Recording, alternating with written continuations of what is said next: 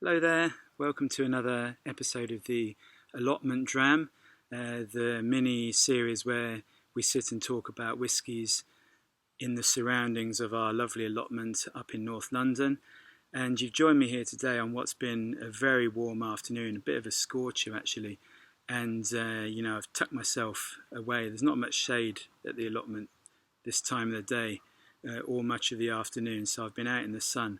But I've tucked myself behind the sheds here to get a little bit of shade to bring you the Allotment Dram. And today I've picked an Irish whisky. This is the Roe Co, and this is a relatively new brand. Came out around three and a half years ago, and it's an Irish whisky from Diageo. And basically, they have it's basically reborn this brand. It's an old brand, George Roe, Roe Co, from the sort of 1800s, early 1900s. But like many whiskies, Irish whiskies, it sort of died out for a number of reasons, in the Irish whiskey sort of history. But now it's back. Diageo have given it its sort of rebirth, regeneration, and to the point where they've actually built a purpose-built distillery in the centre of Dublin. So it's within the sort of boundary of the Guinness brewery. They also own Guinness, so they've built the distillery there, and they will be making the whisky that will eventually go into Roe Co, sort of right there in the centre of Dublin, and very close to where George Roe had his original distillery as well, in the centre of Dublin. So this is a blend. It's a blended Irish whisky, so it has a mix of single malt and single grains from around Ireland, and put together by the blending team at Diageo. And as I say, came out about sort of three and a half years ago. So let's have a taste. It's also bottled at 45%, which for a sort of core product is touch on the higher side. So we quite like that. It's also non-chill filtered as well. But here we are. You can see lovely sort of golden tint to it.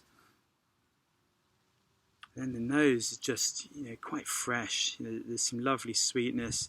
There's some fruitiness, sort of apple and pear sort of quality in there, but also a lot of vanilla and honey, those types of things. So let's have a taste.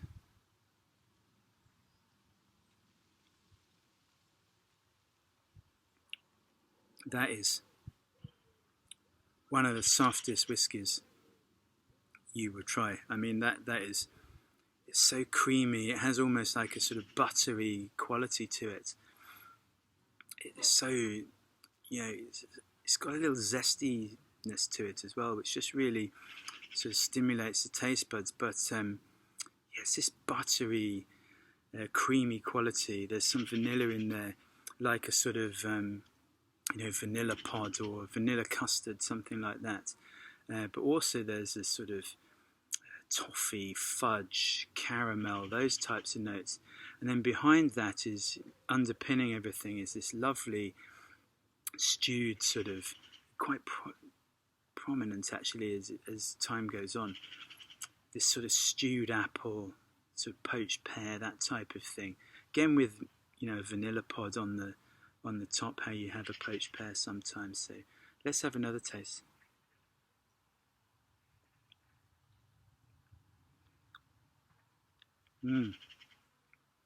Just can't get over that. How lovely and sort of creamy and buttery it is, and how flavoursome. Just tastes so good.